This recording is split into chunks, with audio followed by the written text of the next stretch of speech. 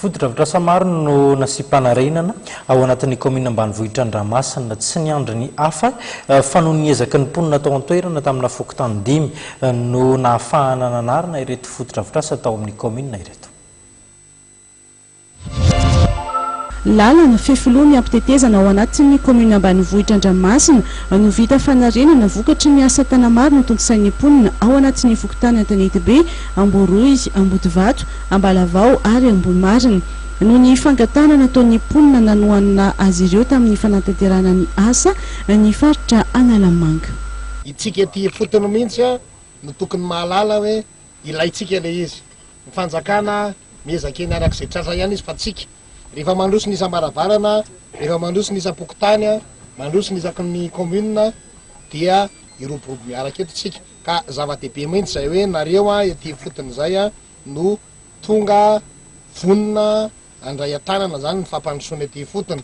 Zava-dehibe zay fandraisantsika andraiky zay ary ny zavatra zany dia mila toanana satria sady mampiseho mamalagasy atsika zany dia mifihavanana nefa koa mampandroso. Rehefa mety tsara ny lalana dia mandroso tsika rehefa afaka mifamezivezy ny olona sy ny vokatra. Dia zava-dehibe zay faritra Analamanga dia manao izay hoavany arak'izay tratra.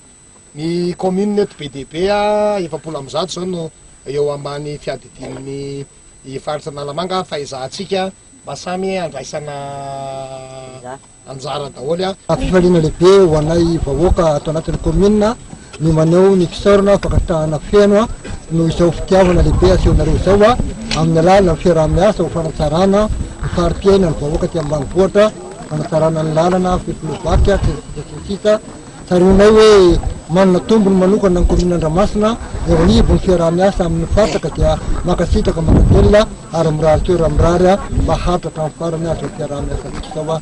Anisan'ny nitarenan'ireo sy fokotany avy amin'ny commune Andramasina ny fanefana ny tamikaraman'izy ireo nanome tokony lehibe ny faritra fa hitondra ny feo eo anivony ambaratonga-pahefana samihafa.